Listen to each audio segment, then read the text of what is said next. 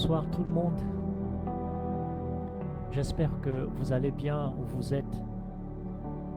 Je suis très heureux de vous retrouver ce soir pour notre culte. Nous n'avons pas pu le tenir hier pour des raisons indépendantes de notre volonté. Coupure générale d'électricité au Gabon, principalement à Libreville. Et nous avons reporté notre live à ce soir. Et là où vous êtes, j'aimerais vous encourager à partager le live autour de vous. Invitez d'autres personnes à nous rejoindre.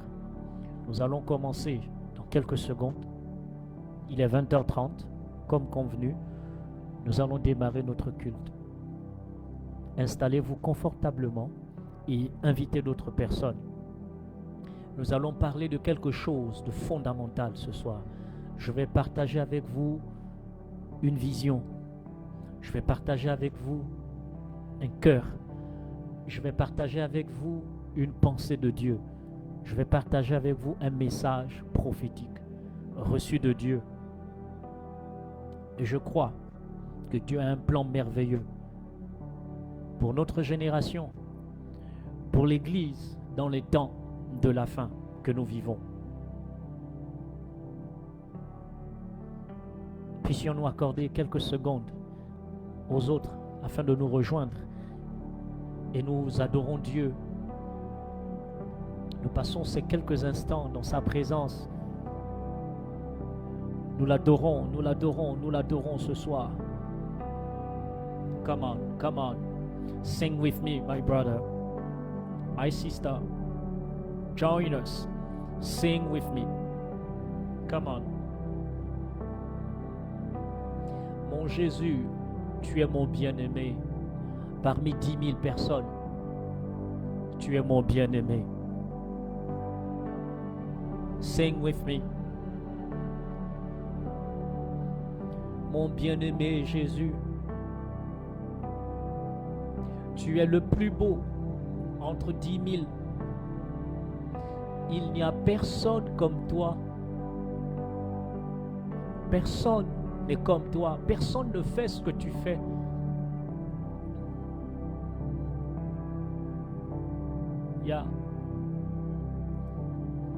Yeshua, nous t'adorons ce soir. Sing with me, my brother, my sister. Sing with me.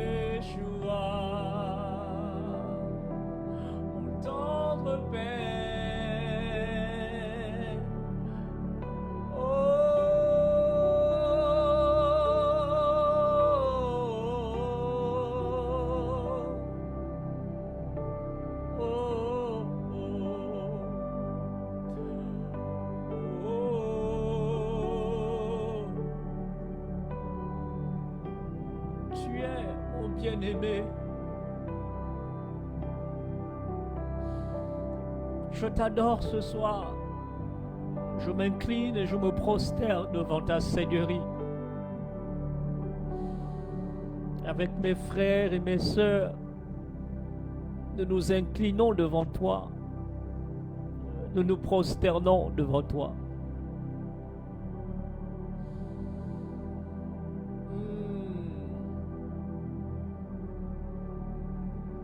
Be praised, God.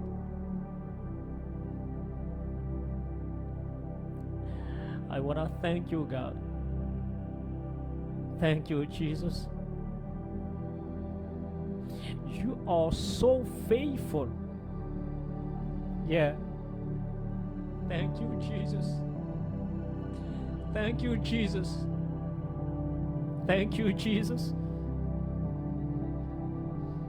Oh, receive all my praise tonight, God.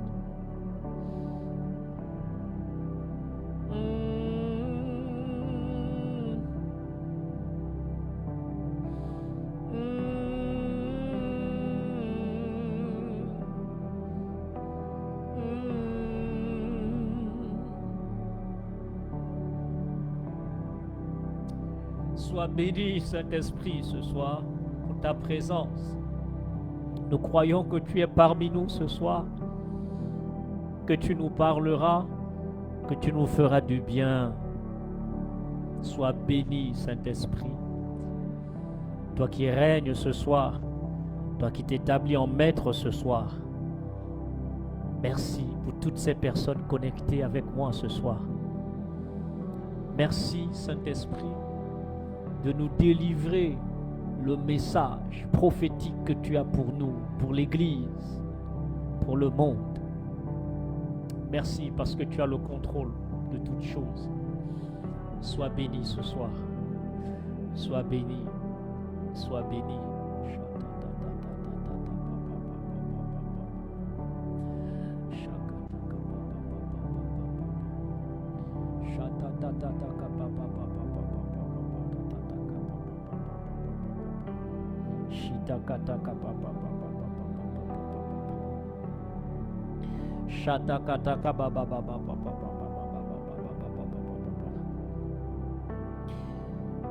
Oh,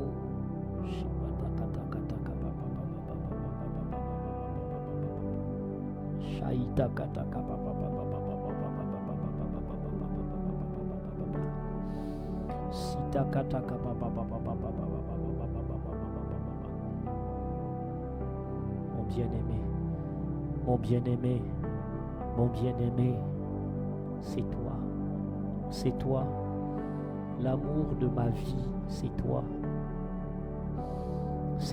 Jésus,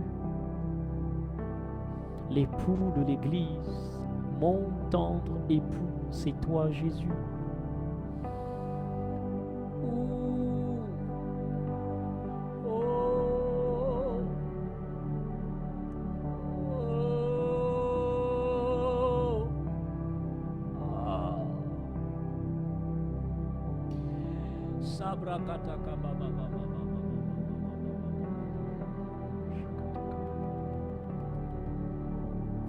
Sois béni ce soir. Sois béni ce soir. Reçois la gloire. Reçois l'honneur ce soir. Au nom de Jésus, j'ai ainsi prié et nous disons tous Amen. Bonsoir, bonsoir à toutes et à tous. J'espère que vous allez bien. Je suis très heureux de vous retrouver ce soir pour notre culte en ligne. Et ce soir, nous passerons un temps prophétique. Un message prophétique sera délivré ce soir. Je crois que Dieu a un message pour toi, pour moi, pour son Église en ces temps de la fin. Soyez bénis, vous qui nous avez rejoints ce soir. Je bénis et salue toutes les personnes qui sont sur TikTok. Je salue aussi toutes ces personnes qui sont sur Facebook. Soyez bénis et soyez salués dans le beau et précieux nom de notre Seigneur et Sauveur Jésus-Christ. Permettez-moi de faire quelque chose ce soir d'assez inédit. J'aimerais m'incliner, le faire humblement, parce que le message de ce soir est lié à cette action que je vais faire ce soir. Pour ceux qui ne me connaissent pas, Je suis Jean-Eudes. J'ai aujourd'hui, je pense, 21 ans de foi chrétienne. Ça fait 21 ans que je marche avec Dieu et ça va bientôt faire, je pense, 3 ans par là, que j'ai accepté ce lourd fardeau, ce mandat de délivrer le message que Dieu m'a donné à travers le ministère apostolique. Ce qui fait de moi un apôtre, non pas au sens où je suis un chef de qui que ce soit, non, mais dans le sens où Dieu m'a appelé à bâtir des fondations solides, parce qu'il a quelque chose de puissant à faire avec notre génération et dans les temps de la fin dans lesquels nous sommes. Et il m'a appelé à bâtir des fondations d'une nouvelle génération d'hommes et de femmes, de croyants, qui, grâce à l'abondance de la grâce et du don gratuit de la justice de Dieu, sont appelés à régner dans la vie par la grâce, qui arrivent à dominer leur environnement, qui arrivent à accomplir leur destinée prophétique sur la terre, qui arrivent à établir le royaume de Dieu, les valeurs, les institutions du royaume sur la terre, le système de gouvernance du royaume de Dieu sur la terre, qui parviennent à établir la justice de Dieu sur la terre. C'est à travers ce ministère apostolique que toutes ces plateformes ont été faites. Facebook, YouTube, mon site internet, ma chaîne TikTok, Instagram, toutes ces plateformes ont été mises en œuvre pour bâtir les fondations d'une nouvelle génération qui va impacter son environnement, qui va dominer son environnement, qui va régner dans la vie par l'abondance de la grâce. Parce que nous sommes pleinement justifiés. Et c'est cette justice de Dieu qui nous permet de marcher pleinement dans la victoire. Et en tant qu'homme de Dieu, je reconnais, on a failli quelque part. On a échoué quelque part. Et je ne voudrais pas m'ériger en, on va dire, en quelqu'un de différent, en innovateur. Mais j'aimerais prendre sur moi le poids de cette responsabilité. J'aimerais le faire en toute humilité, prendre sur moi le poids de cette responsabilité. Parce que je ne suis pas parfait. Je ne suis pas meilleur que les autres. Mais on dit souvent que lorsqu'une dent est pourrie, c'est toute la bouche qui sent. Et c'est fort de ce principe que j'aimerais le faire ce soir. J'aimerais simplement me mettre à genoux,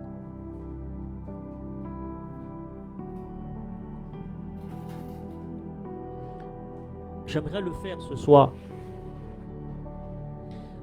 Me mettre à genoux et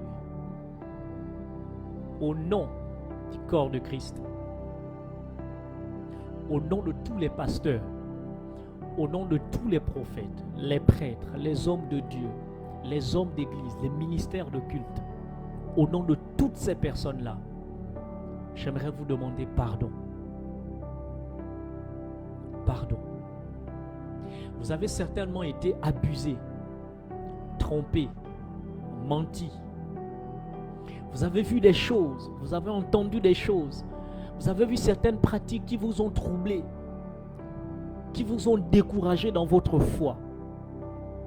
J'aimerais au nom du corps de Christ, au nom de tous ces hommes de Dieu partout dans le monde, j'aimerais vous demander pardon. Pardon parce que quelque part, nous avons échoué. Nous avons failli à cette mission que nous avons reçue de Dieu.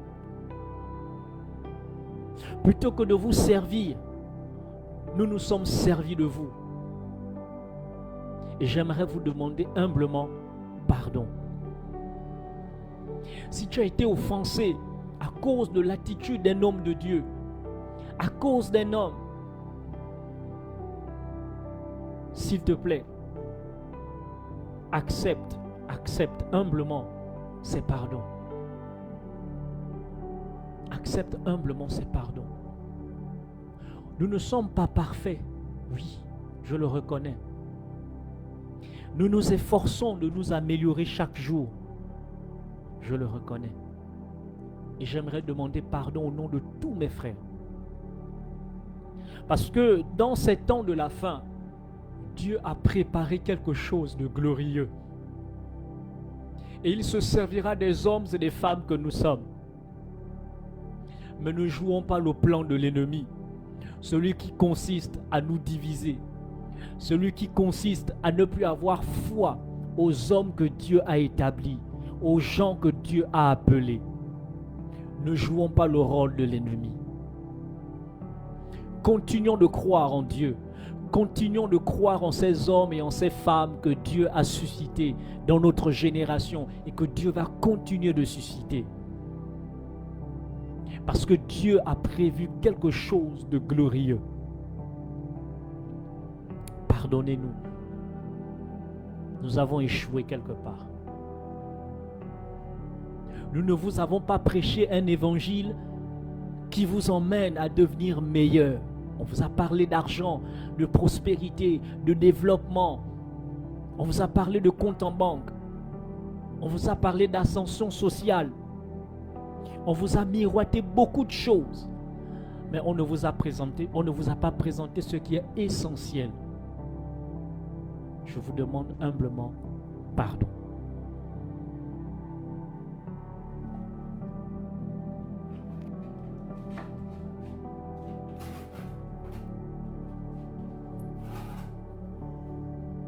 Je vous remercie de m'avoir écouté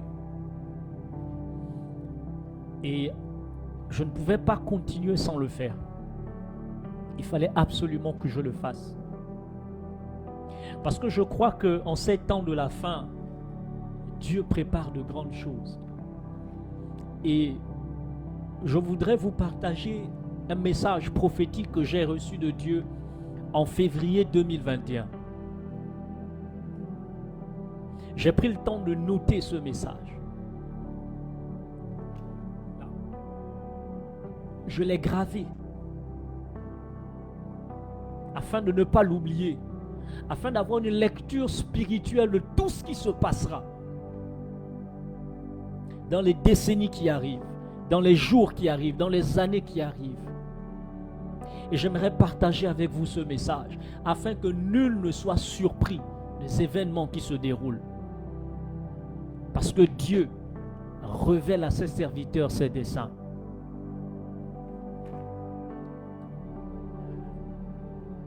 Vous savez, nous traversons une période de notre histoire où le Seigneur est sur le point de changer le cours des choses. Il y a un puissant mouvement de réveil qui est en marche. L'Afrique est en train de vivre un mouvement de réveil. L'Europe est en train de vivre un mouvement de réveil. Les Amériques, l'Asie, lorsque vous voyez la persécution qui est en train de monter en puissance, c'est parce qu'il y a un puissant mouvement de réveil. Des hommes et des femmes, des milliers de personnes se convertissent chaque jour partout dans le monde. Des chrétiens sont persécutés en Inde, persécutés en Chine. Des projets de loi visant à modifier la Bible sont mis en œuvre en Chine parce qu'ils voient la menace d'une expansion. Ils voient la menace qu'il y a une forte extension du mouvement chrétien.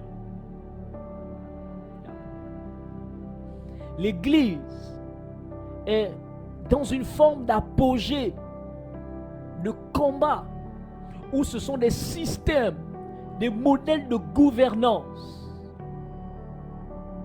Il y a aujourd'hui aux États-Unis avec le groupe Disney, via sa chaîne Disney Channel, qui a fait un court-métrage d'un dessin où il valorisait la famille. Et il y a eu beaucoup de critiques de cinéma qui ont dit que Disney fait la promotion des valeurs traditionnelles, des valeurs conservatrices. Aujourd'hui, lorsque vous faites la promotion de la famille telle qu'on l'entend, c'est-à-dire un père, une mère, des enfants, vous êtes taxé de conservateur, c'est-à-dire que vous vous opposez à toute forme d'évolution, de modernisme, de libéralisme. J'ai vu une fois, après l'assassinat de Charlie Kirk aux États-Unis, il y a eu un grand rassemblement. Je ne vais pas rentrer dans l'aspect politique, mais un grand rassemblement d'hommes et de femmes qui croyaient aux valeurs de Charlie Kirk, défendues par Charlie Kirk, autant pour moi, qui croyaient au Christ, qui défendaient la foi chrétienne et qui se sont rassemblés pour honorer la mémoire de Charlie Kirk, pour rendre grâce à Dieu pour la vie de Charlie Kirk. Et à ce moment-là, la femme de Charlie Kirk va dire qu'elle pardonne au meurtrier de son mari. Et je vais regarder un média, dont je vais taire le nom, et il y avait une chroniqueuse qui disait que ce rassemblement ressemble à un rassemblement de nazis. J'ai été choqué, outré d'entendre de tels propos. Mais en même temps, j'ai compris pourquoi de tels propos sortent. Des hommes et des femmes se rassemblent pour louer Dieu, rendre grâce à Dieu, plutôt que de tomber dans le piège de la haine, de la révolte. Vous savez, lorsqu'il y a parfois des vies qui sont ôtées de manière injuste, les États-Unis brûlent le plus souvent. Il y a des émeutes ici et là, des revendications, il y a des mouvements de panique, des mouvements de contestation. Mais ces hommes et ces femmes pouvaient légitimement se lever et commencer aussi à faire des mouvements de contestation. Mais ils se sont rassemblés pour louer Dieu, pour dire merci à Dieu pour la vie de cet homme. Qu'on soit d'accord ou pas avec ses convictions politiques, mais il n'hésitait pas à dire haut et fort que Jésus est Seigneur, que Jésus est ressuscité et qu'il revient bientôt. Et quelqu'un se lève et dit, c'est un rassemblement de nazis. Lorsque vous avez un regard spirituel de ce que Dieu dit, vous n'êtes pas choqué d'entendre ce genre de choses. Vous n'êtes pas surpris d'entendre ça. C'est parce que, en ces temps de la fin, il y a un puissant mouvement de réveil qui va s'accomplir, mais qui sera aussi accompagné de puissants mouvements de contestation, de rébellion. La Bible est claire. Dans les derniers jours, les gens seront ennemis des gens de bien. Les gens deviendront réfractaires à l'évangile. Vous comprenez? Et nous vivons une ère où l'Église est plus que jamais persécutée. Mais c'est ce moment-là où il y a un puissant mouvement de réveil qui est en marche. Et nous vivons dans cette ère-là. Vous avez l'Afrique aujourd'hui qui s'est levée dans des puissants mouvements de revendication d'indépendance, d'autodétermination. On parle aujourd'hui du mouvement panafricain.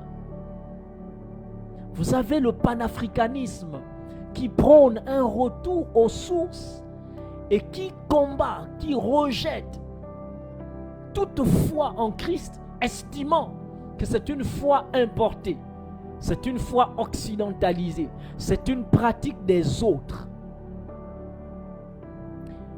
Bonsoir Scott, merci de nous rejoindre.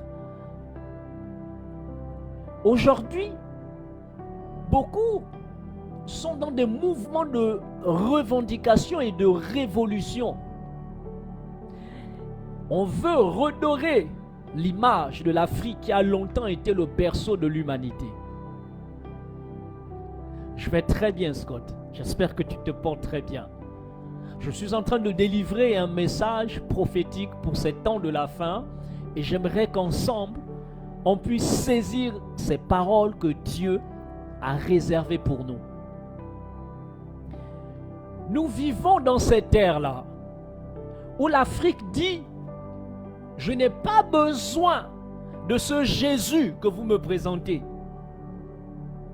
mais je veux revenir dans mes traditions. Je veux revenir dans les cultes de mes ancêtres et rejetant, comme dit la Bible, ce qui en fait la force. » Si tu le souhaites, Scott, on pourrait s'écrire en privé, après le live, comme je suis en plein live. On pourrait naturellement discuter, sans problème. Mais permets-moi juste de terminer, de livrer ce message prophétique et on s'écrit en inbox sans faute. Je reste disponible à tout moment. Vous savez, c'est dans ces moments-là de tumulte. Merci Scott. C'est dans ces moments de tumulte, c'est dans ce moment d'agitation, d'incompréhension, de confusion. C'est dans ces moments-là qu'il est important d'entendre la voix de Dieu, qu'il est important d'écouter ce que Dieu a dit. Nous devons préparer l'Église à accueillir cette révolution spirituelle qui se dessine à grands pas. Yeah. Et c'est durant un programme que j'avais eu en février que Dieu dans sa bonté m'a révélé de façon prophétique ses desseins. Et ce soir, j'aimerais partager avec vous ce message prophétique. Permettez-moi de vous partager ce message prophétique pour l'Église. Premièrement, voici ce que Dieu m'a dit. L'Éternel aura soin lui-même de ses brebis en établissant sur elles Jésus comme seul et unique berger. Je me souviens alors que je priais, je jeûnais, je priais, je jeûnais, je priais, je cherchais la face de Dieu. Mes yeux vont s'ouvrir, mes yeux spirituels bien entendu. Et là, je serai orienté dans le livre d'Ézéchiel 34, les versets 1 à 31. Et l'Esprit va commencer à me parler. Il me dit, note, il va commencer à me parler sur ce qui va arriver. Et la première chose qu'il me dit, c'est qu'il aura soin lui-même de ses brebis en établissant sur elles Jésus comme seul et unique berger. Voici ce que Dieu dit. Parce que certains bergers ont abandonné le peuple de l'Éternel au profit de leurs intérêts et ambitions personnelles. Parce que la cupidité, corruption et égoïsme, les sacrificateurs et prophètes n'ont pas conduit le peuple de Dieu dans la voie désirée, ils ont exploité le peuple. Vous trouverez ça dans Ézéchiel 34, 3. Et l'ont utilisé pour un gain personnel au lieu de veiller à sa croissance spirituelle. Verset 4 d'Ézéchiel 34.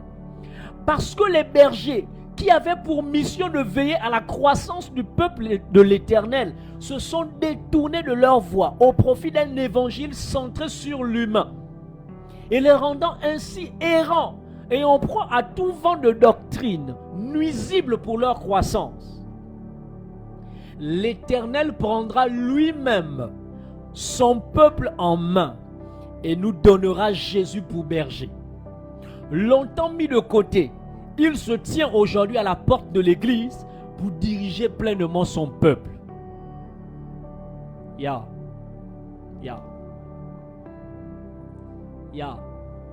Ainsi parle le Seigneur, l'Éternel.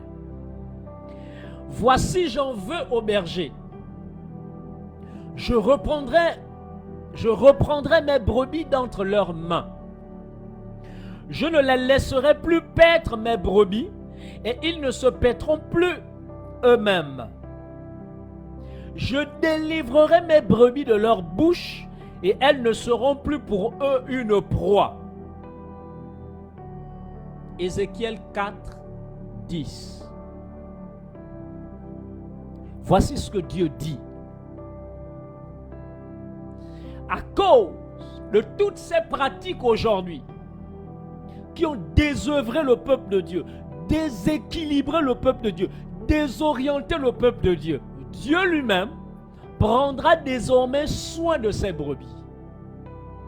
Il mettra Jésus au centre. C'est pour cela qu'aujourd'hui vous avez tous ces mouvements de révolution. Vous avez tous ces mouvements dits panafricains. Parce que les bergers ont échoué. Beaucoup de gens aujourd'hui ne croient plus aux hommes de Dieu. Parce qu'ils ont échoué. C'est pour cela que dans ces temps de la fin, Dieu lui-même se révélera à chacun d'entre nous. Vous allez voir des gens qui auront de plus en plus soif de Dieu. Ils auront de plus en plus faim de Dieu. Et c'est dans ce moment-là de grande détresse que Dieu va se révéler à chacun d'entre nous par son Fils Jésus. Vous aurez de plus en plus de personnes qui auront des expériences, des rencontres intimes avec Dieu dans le secret. Beaucoup de personnes auront des expériences avec Christ dans le secret. Parce que Dieu lui-même frappe à la porte des cœurs et il va se révéler aux gens. C'est pour ça que je ne suis pas surpris de voir beaucoup de gens aujourd'hui qui se lèvent, qui dénoncent certaines pratiques des hommes de Dieu, qui dénoncent certains faux évangiles. Je ne suis pas surpris. Ils pensent en fait que ce qu'ils font est lié à leur propre volonté, mais ils ne savent pas qu'ils sont en train d'accomplir une prophétie que Dieu a donnée, où il dit que parce que ces bergers-là ont échoué, lui-même il prendra désormais soin de son peuple. Ne soyez pas surpris. Il y a un jeune activiste chez nous au Gabon, je ne vais pas citer son nom, et il est très célèbre actuellement parce qu'il fait des lives où il dit qu'il a reçu la mission de ses ancêtres de démanteler tous les faux pasteurs, de fermer les églises. Et je souris à chaque fois que je vois ces lives circuler parce que je ne le suis pas vraiment. Je souris parce qu'il ne se rend pas compte qu'il est en train d'accomplir un dessein, mais qui est là pour servir les intérêts de Dieu. Parce que c'est au milieu de cette confusion-là que Dieu lui-même va se révéler à ses enfants. C'est au milieu de ce tumulte que Dieu va se révéler à ses enfants.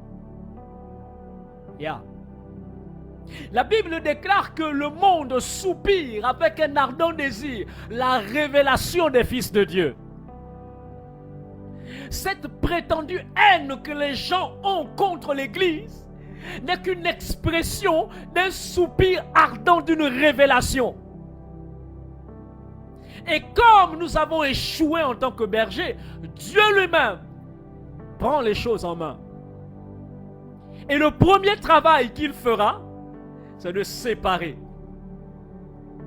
Le premier travail qu'il fera, c'est de révéler ce qui est faux de ce qui ne l'est pas. C'est de marquer une différence entre le blé et l'ivraie. C'est pour cela que vous voyez, il y a beaucoup de dénonciations, il y a beaucoup de faux qui sont dépouillés. C'est tout à fait normal parce que la prophétie de Dieu est en train de s'accomplir. Dans ces temps de la fin, Dieu va se révéler à un plus grand nombre de personnes. Des gens seront au champ, ils auront une révélation de Christ.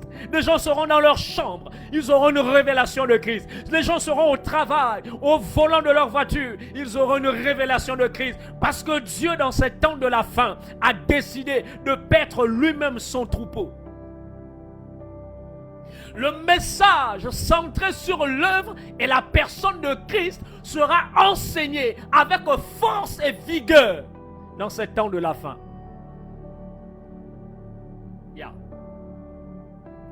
Je vois Christ reprendre les rênes de son Église.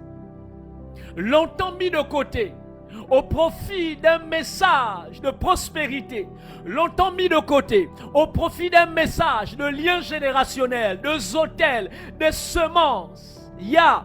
Longtemps mis de côté, au profit de ces messages qui pilulent aujourd'hui. Christ reprend le contrôle de son Église. À cause de la défaillance de certains bergers déguisés en loups, le Seigneur prendra lui-même soin de son troupeau et paîtra avec justice.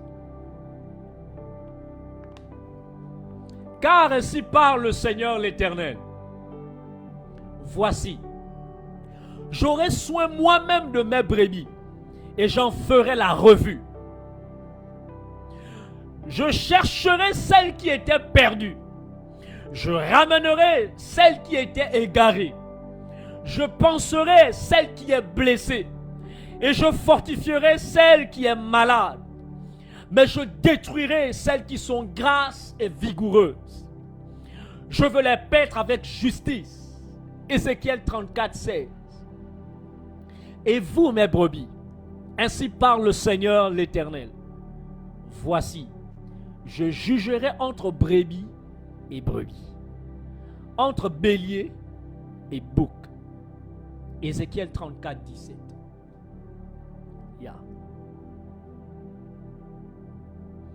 Dieu fera la revue de ses troupes. Dieu fera la revue de ses troupes. Ne vous inquiétez pas. Il y aura beaucoup de faux pasteurs qui seront dépouillés. Ce n'est que le début. Dieu est en train de rétablir la vérité. Dans ces temps de la fin, les gens sauront qui est vrai et qui ne l'est pas. Parce que Dieu lui-même parlera à chacun d'entre nous. Vous savez, le plus grand réveil qui est en marche dans ces temps de la fin, c'est le réveil de la connaissance. Il y a un grand mouvement de réveil de la connaissance, surtout pour le contexte africain, je vous assure. Beaucoup ont été égarés par ignorance. Mais Dieu est en train de susciter des hommes et des femmes qui vont vous enseigner la saine doctrine. Et il y aura un réveil de la connaissance. Et le premier mouvement de réveil de la connaissance consiste à prêcher, enseigner un message christocentrique, centré sur la personne de Jésus-Christ. Dieu fera la revue des troupes. Il séparera les loups. Il séparera les loups des bergers. Tous ces bergers qui ont échoué, tous ces bergers qui s'obstinent, qui s'opiniâtrent à rester faux, tous ces faux bergers seront dépouillés. Parce que c'est ça qui est en mouvement. Dieu a prévu dépouiller, révéler, séparer. Et c'est ce qui va se passer. Jésus paîtra le peuple de Dieu comme un juste sacrificateur, prophète et roi. Les croyants pourront ainsi jouir de la paix et la perfection qui caractérisent la vie avant que le péché ne vienne dans le monde. Grâce à l'alliance de paix tissée entre Jésus et son peuple. Alléluia. C'est pour ça que je prêche un message centré sur l'œuvre, la personne de Jésus-Christ. Parce que Jésus paîtra son peuple comme un juste sacrificateur, prophète et roi. Le sacrificateur était celui-là qui représentait le peuple devant Dieu. La Bible dit que Jésus intercède en notre faveur auprès du Père. Et lorsque le sacrificateur entrait dans le lieu très saint, il avait sur sa poitrine une tablette qui représentait les 12 tribus d'Israël. Parce qu'il portait dans son cœur les tribus d'Israël devant le Père. Et Jésus se présente devant Dieu en te portant dans son cœur. Il intercède en ta faveur auprès du Père continuellement. Il paîtra son peuple comme un prophète. Le prophète est celui-là qui représente Dieu devant le peuple. C'est pour cela que le livre d'Hébreux dit que Dieu nous a longtemps parlé autrefois par les prophètes bien des manières. Mais Dieu dans ces derniers temps nous parle par son Fils Jésus-Christ. Il n'y a pas un autre chemin. Il n'y a pas un autre mécanisme. Il n'y a pas une autre méthode pour connaître Dieu si ce n'est Jésus-Christ. C'est pour cela que dans ces temps de la fin, Jésus sera exalté, élevé, considéré, recentré. Il reprendra la place qui lui est due. Dans ces temps de la fin, le message de la prospérité, des hôtels, des liens, tous ces messages-là n'auront aucune puissance, aucune valeur, aucune autorité devant le message centré sur l'œuvre et la personne de Jésus-Christ. Vous comprenez? Je termine sur ce point de la prophétie. Je termine sur ce point de la prophétie en vous disant quelque chose. J'ai écouté un prédicateur, je pense qu'il est au Congo-Brazzaville, il disait, sûrement en RDC, il disait que Dieu n'a pas des projets de maison, de voiture, de mariage pour toi. Dieu n'a pas ces projets-là. Il dit, le projet que Dieu a, c'est que nous ressemblions à Jésus. Le projet ultime que Dieu a pensé, c'est notre salut qui nous a greffé en Christ. Parce qu'en Christ, nous avons un salut qui est complet. Et ce salut complet-là nous donne l'argent, les voitures, la santé, la prospérité. Toutes ces choses que nous recherchons sont déjà inscrites en Christ. Donc, ce que Dieu a pensé pour toi se trouve en Christ. Et donc, Dieu n'a plus rien d'autre à penser pour toi. Parce que la chose ultime pour ton bien-être, ton développement, il l'a déjà pensé et déposé en Jésus-Christ. Waouh! Waouh!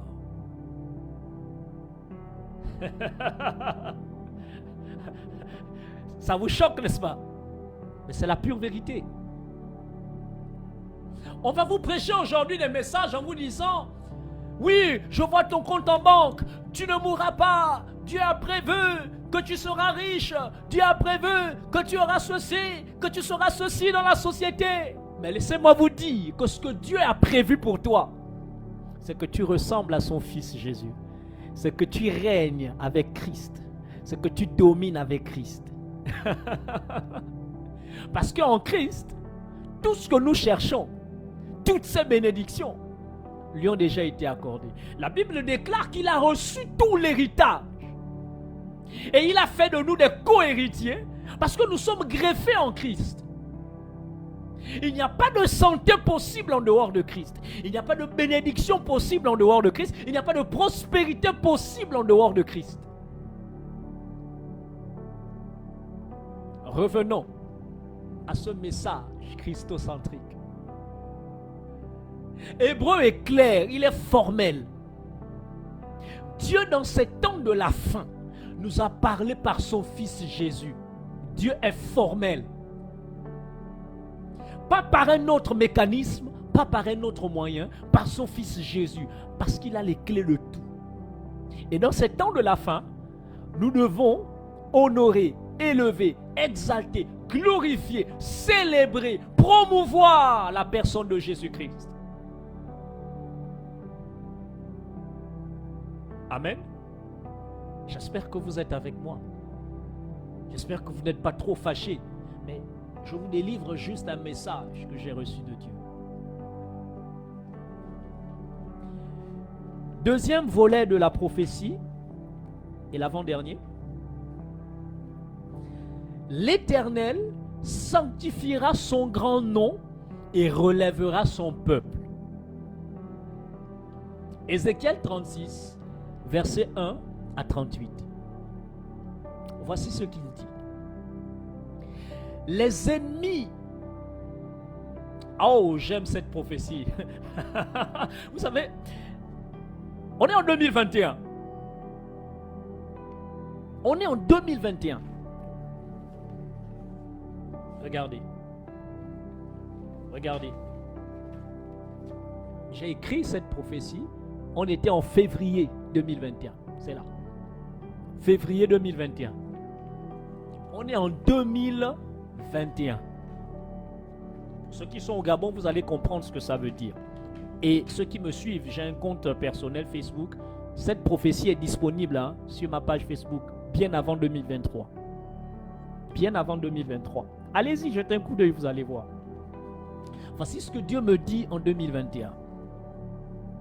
Les ennemis du Gabon seront punis à cause de leurs propos, de leur pillage du pays et de leur tentative de s'emparer de la terre promise en empêchant aux croyants d'accéder à la présence de leur Père afin de prendre possession de leur héritage.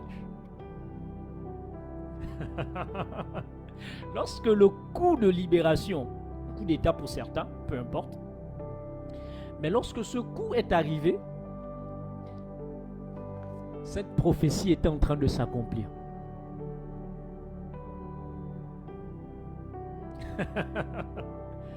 J'étais juste émerveillé de voir que Dieu accomplit sa prophétie. Shalom, évangéliste Ivan, bienvenue, merci de nous rejoindre. En 2021, Dieu me dit, les ennemis du Gabon seront punis à cause de leurs propos, de leur pillage du pays. Je pense que ceux qui nous suivent, vous avez vu le procès qui s'est passé. Vous avez vu.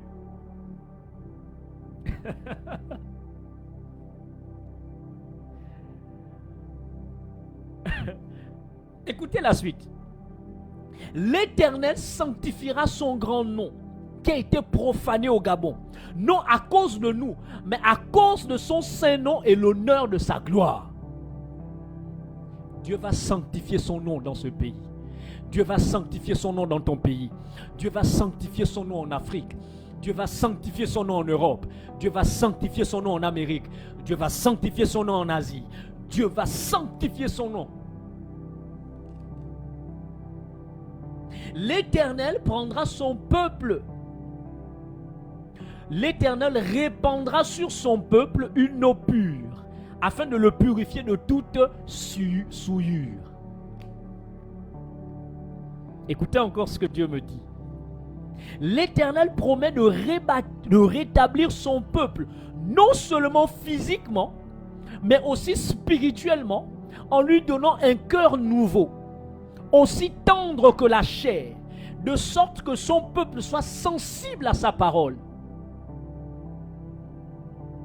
Voici ce que Dieu m'a dit. Il enlèvera les cœurs de pierre et nous donnera des cœurs de chair, afin que nous soyons sensibles à sa parole. Aujourd'hui, nous sommes dans des contextes où l'amour du plus grand nombre s'est refroidi.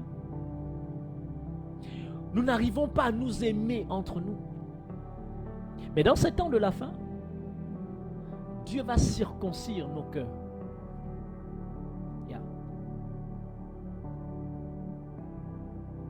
Il va donner à chacun d'entre nous des cœurs de chair. Tu n'es pas sensible à sa parole. C'est parce que ton cœur, en fait, n'est pas sensible. C'est parce qu'il manque l'amour dans ton cœur pour Dieu. Hier, en discutant avec des grands frères, des amis, tout ce que vous voulez, il m'a donné une parole. Je crois que cette parole est gravée dans mon esprit. Vous savez, j'ai longtemps prié. J'ai prié, je cherchais le secret de l'onction, tout ça. Et puis, moi, j'étais convaincu que le secret de l'onction se trouve dans la présence de Dieu. C'est-à-dire qu'il faut prier, jeûner, prier. Parce que moi, c'est comme ça que je voyais la présence de Dieu. Qu'il faut prier, jeûner, chercher la face de Dieu. Voilà, parler en langue dans sa présence. Et c'est ça qui donne l'onction. Et puis hier, il me dit qu'il a discuté avec un aîné qui lui dit le secret de son ministère, c'est l'amour. C'est parce qu'il aime les gens. Mon esprit s'ouvre. Et Dieu m'emmène à comprendre que dans quel endroit l'amour est répandu dans nos cœurs, dans la présence de Dieu. Waouh! Wow. My God. En fait, je comprends que finalement, le secret de l'onction, de la réussite, de la prospérité, se trouve dans la présence de Dieu qui est pleine d'amour. Parce que la Bible déclare que l'amour est répandu dans nos cœurs par le Saint-Esprit.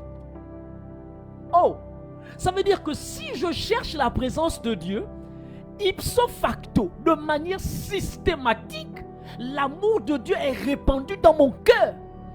Comment comprendre aujourd'hui que nous prétendons chercher Dieu, que nous prétendons connaître Dieu, mais nous ne nous aimons pas?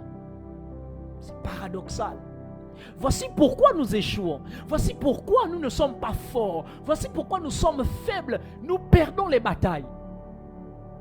Voici pourquoi nous ne vivons pas le miracle. Nous ne vivons pas l'onction. Parce que nous cherchons Dieu pour nos bénédictions plutôt que de manifester sa nature et son caractère. La Bible déclare que nous qui le contemplons, nous sommes transformés. Vous comprenez ça? Nous le contemplons comme dans un miroir. C'est-à-dire que je regarde Dieu comme dans un miroir. Moi, je suis transformé chaque jour, de gloire en la même image que je vois dans ce miroir-là. C'est-à-dire que Christ est ce miroir. Et moi qui le contemple chaque jour dans sa présence, il me révèle une partie de lui et je suis transformé chaque jour afin de lui ressembler. Parce que le miroir nous révèle nos imperfections, nos défauts, nos manquements. Le miroir a pour fonction de nous emmener à nous perfectionner. Voici pourquoi il nous révèle nos manquements. Et lorsque nous sommes dans la présence de Dieu, nous le contemplons. Et quand nous le contemplons, nous sommes transformés chaque jour de gloire en la même image. Ça veut dire que aussi longtemps que tu chercheras la présence de Dieu, aussi longtemps cette présence s'accompagne d'un amour profond qui te change de l'intérieur. Nous avons besoin des hommes et des femmes qui ont un cœur plein de circoncision, un cœur qui est blessé, qui saigne d'amour. J'aime ce qu'un pasteur disait toujours, que miséricorde, c'est avoir la misère dans le cœur. Parce que la Bible est claire. Jésus, ému de compassion, il guérissait. Ému de compassion, il faisait ça. La Bible dit qu'il allait de lieu en lieu faisant du bien. On nous a fait croire aujourd'hui que croire aux gens, croire au meilleur des gens, c'est un signe de faiblesse. Faire confiance, même quand on nous fait mal, c'est un signe de faiblesse. On nous a fait croire ça. Ce n'est pas un signe de faiblesse. Ce n'est que la normalité chez Dieu. Car l'amour est divin. Seul l'amour de Dieu peut nous permettre d'aimer, même quand nous sommes crucifiés à la croix. Alors qu'on nous lapide, on crache sur nous, on joue avec nos vêtements. On se partage nos vêtements. Tu as la force de dire, Père, pardonne-leur. Seul l'amour divin peut te donner cette capacité de pardonner.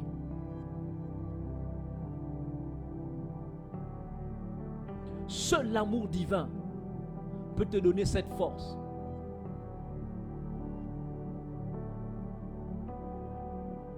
Seul l'amour divin. Si vous pouvez mettre des likes, apparemment TikTok veut interrompre mon live. Donc de temps en temps, mettez des likes pour permettre à TikTok de maintenir le live. Seul l'amour de Dieu peut te donner la capacité de pardonner, même quand on t'a fait mal. Parce que c'est la norme chez Dieu. L'amour divin, l'amour de Dieu est un amour qui se donne de façon inconditionnelle, qui ne pose pas de conditions, qui ne dit pas aux autres de mériter l'amour. Mais l'amour de Dieu se donne. L'amour de Dieu ne donne pas, il se donne entièrement. C'est pour cela que Jean 3,16 dit, car Dieu a tant aimé le monde qu'il a donné son Fils. En réalité, ça veut dire que Dieu a tellement aimé le monde qu'il s'est donné lui-même.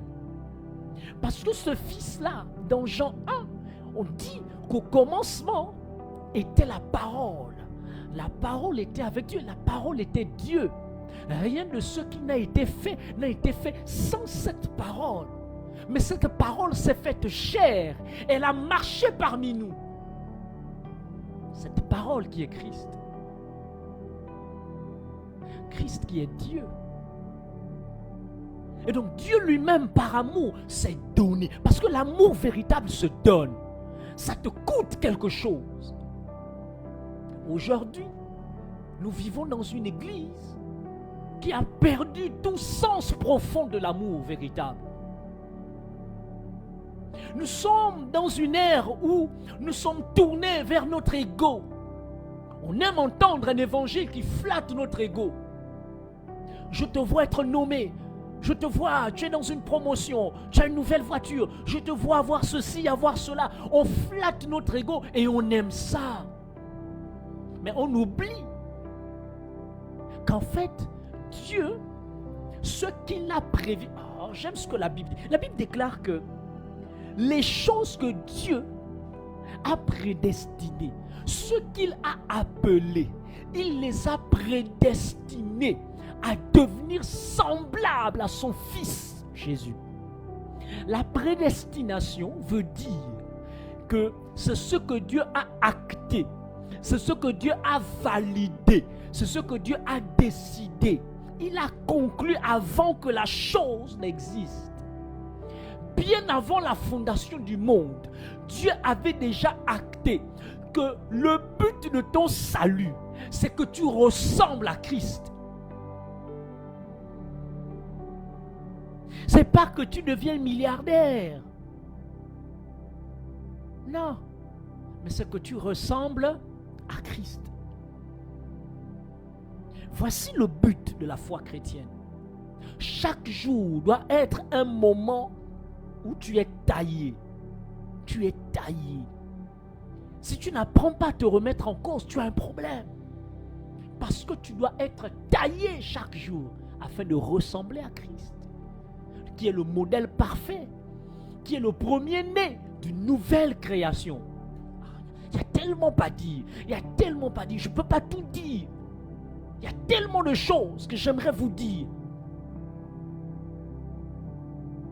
Hébreu présente Jésus comme le premier-né d'entre plusieurs. Et la Bible dit dans Romains que les choses anciennes sont passées, tout est devenu nouveau. La version parole vivante parle de recréation. Il y a une nouvelle création. L'identité en Adam a disparu. Nous avons une nouvelle identité. C'est une recréation. Et cette nouvelle identité, nous la puisons en Christ. Parce qu'il est le premier-né de cette nouvelle création. Vous comprenez ça? Tu n'es pas quelqu'un indépendant de Christ. Tu ne fonctionnes pas de manière indépendante de Christ. Mais tu es rattaché, greffé à Christ. Tu tires ta source, ton énergie, ton origine de Christ. Celui qui t'alimente par Christ. C'est pour ça qu'il parle de l'image de l'arbre et des branches. Nous sommes des branches greffées au tronc central qui nous alimente de sa sève. Nous ne sommes pas indépendants de Christ, mais nous sommes dépendants de Christ. Et c'est ça le but de la foi chrétienne. Revenons, s'il vous plaît. L'Éternel mettra son esprit en son peuple, afin qu'il marche non plus selon la chair, mais selon l'esprit. Il le conduira par son esprit à suivre ses ordonnances prescrites dans sa parole.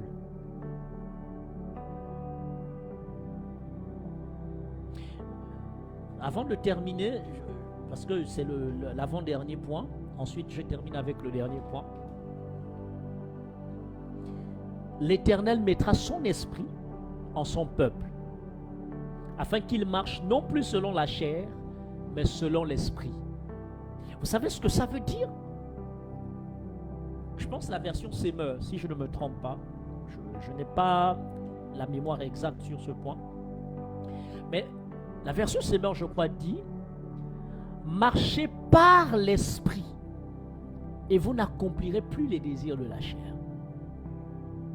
C'est un peu différent. Quand on dit marcher selon, c'est un peu différent que de dire marcher par. Ça veut dire quoi? En ce temps de la fin, nous n'allons pas marcher par nos propres œuvres, par nos propres efforts, mais c'est par l'esprit que nous serons capables de marcher selon la volonté de Dieu, que nous serons capables de marcher en conformité avec la volonté de Dieu. Pourquoi? Parce que seul l'Esprit de Dieu sonde les profondeurs du cœur de Dieu. Seul l'Esprit de Dieu est capable de connaître la volonté parfaite de Dieu. Raison pour laquelle nous ne pouvons pas marcher par nos propres efforts, par notre propre intelligence. Parce que qui est plus sage que l'Esprit de Dieu pour connaître les pensées de Dieu? Personne. Seul Dieu peut nous conduire à marcher selon lui. Seul l'Esprit de Dieu sonde les pensées de Dieu et est capable de te pousser, de te conduire selon les voies de Dieu. Deuxièmement, la Bible dit que le vouloir et le faire, c'est Dieu qui produit cela en nous. Ça veut dire que la volonté de marcher selon Dieu, c'est Dieu qui l'a produit en nous. La capacité de marcher selon sa volonté, c'est Dieu qui produit cela. Ça veut dire que tu n'as rien à faire. Tu n'as aucun effort à fournir. C'est Dieu qui te donne la force de marcher selon ses voies. Parce qu'on le cherchait en tâtonnant. On ne savait pas comment le trouver. Maintenant que lui, il nous a trouvés, c'est lui qui nous équipe, qui nous donne la force, la capacité, l'intelligence, la sagesse de marcher selon ses voies. Est-ce que vous comprenez ça? Tu ne peux pas. Voici pourquoi tu te bats en fait à marcher dans les voies de Dieu. Tu te bats, tu jeûnes, tu fais des choses, tu te bats, tu luttes, tu n'y arrives pas. Parce que tu ne comprends pas que ce n'est plus par ma force, ni par mon intelligence, mais c'est par l'Esprit de Dieu. Vous comprenez ça? Il y a un chant qui dit seulement, ce n'est pas par la force, ni la puissance, mais c'est par mon esprit, dit le Seigneur. Ce n'est pas par ta force, ni par ton intelligence, mais c'est par l'Esprit de Dieu. Et c'est l'Esprit de Dieu qui te conduira dans toute la vérité. Non pas toi. Arrête de lutter avec tes propres moyens. Arrête de lutter avec tes propres efforts. Cherche la présence de Dieu. Cette présence te conduira vers la vérité. Amen. Et je termine avec le dernier point de la prophétie. L'Éternel lève une armée. Ézéchiel 37, 1, 14. L'Éternel lève une armée nombreuse de disciples remplis d'esprit qui rétabliront le règne de son royaume, à la fois sur le plan politique dans le pays et sur le plan spirituel dans la foi. Je mettrai mon esprit en vous et vous vivrez. Je vous rétablirai dans votre pays et vous saurez que moi, l'Éternel, j'ai parlé et agi, dit l'Éternel. Waouh! Waouh! Dieu suscite une armée remplie de son esprit. C'est pour ça que tu dois comprendre que tu as le mandat d'établir son royaume là où tu es. Parce que Dieu est en train de susciter une armée et c'est ce qui est en train de se passer. Il y a des choses que vous ne voyez peut-être pas encore. Mais ne soyez pas surpris lorsque ces choses arriveront. L'Éternel viendra rétablir l'unité du corps de Christ. L'unité du corps de Christ, il ne s'agit pas des rassemblements. Il s'agit de l'unité dans la foi. L'unité dans les valeurs. L'unité dans l'idéal commun. Nous sommes divisés aujourd'hui parce que nous n'avons pas un même idéal. Nous n'avons pas une même vision. On veut se fréquenter en pensant que l'unité se caractérise par les fréquentations, par les rencontres. Non, l'unité se caractérise par l'unité de cœur. Vous comprenez?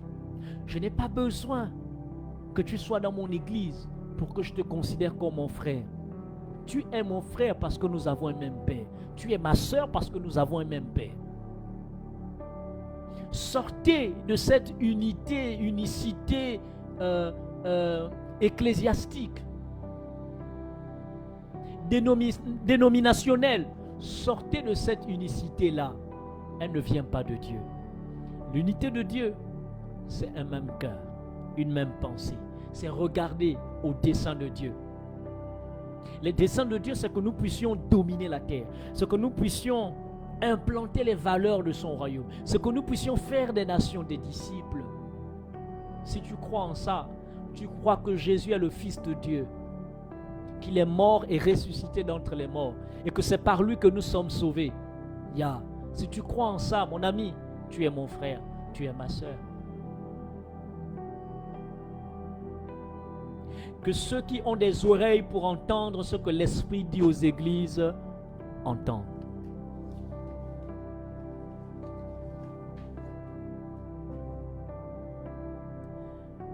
Nous voici au terme de cette rencontre où je crois que il y a un message prophétique qui a été délivré ce soir. Je bénis Dieu parce que au fur et à mesure que j'avance, quand je reçois les messages de Dieu, j'ai des confirmations qui viennent et ça me réjouit, ça me conforte de voir que ce que Dieu m'avait dit, donc c'était vrai. Ah, que c'était pas le fruit de mon imagination. C'était vraiment Dieu qui m'avait parlé. Vous comprenez? Il y a un puissant mouvement de réveil qui est en marche. Ne soyez pas effrayés par ce que vous voyez autour de vous, les agitations que vous voyez autour de vous. Ne soyez pas effrayés. Dieu prépare quelque chose de lourd, de puissant, de glorieux. Ne soyez pas effrayés. Don't worry, my friend. You know? N'aie pas peur. Si cette parole, cette prophétie t'a touché ce soir, j'aimerais que tu lèves la main là où tu es et je vais prier. Je vais prier.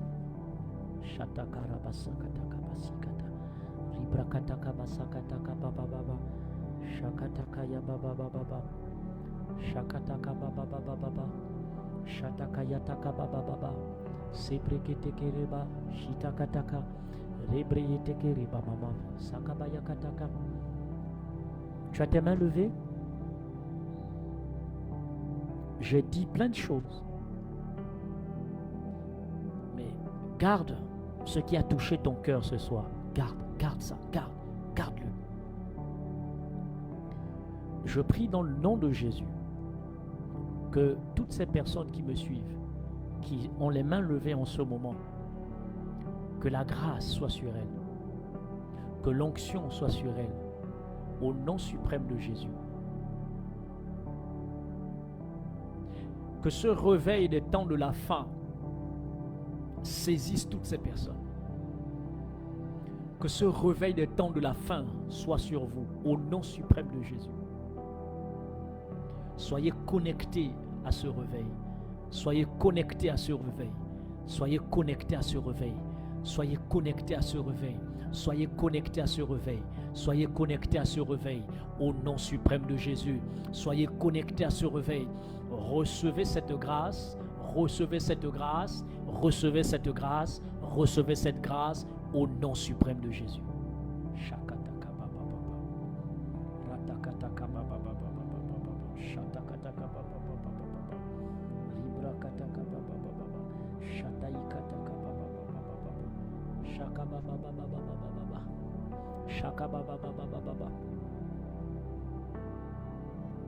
Je libère un message pour quelqu'un. Mon ami, il est temps. Il est temps. À un moment donné, il faut que tu fasses un choix. Que tu prennes une décision. Mais ne sois pas en marge de ce réveil-là. Prends une décision. Prends une décision. Il est temps que tu prennes une décision. Arrête de tergiverser. Prends la décision qui s'impose et fais-le. Prends la décision et fais-le. Sois ce soldat-là de cette armée que Dieu lève. Paye le prix qu'il faut. Le prix de la prière, de sa présence, mais prends la décision et sois dans une approche radicale. Sois dans une décision radicale. Et ne passe pas à côté de ce réveil-là. Sois un acteur de ce réveil. Sois un acteur de ce réveil. Merci Seigneur.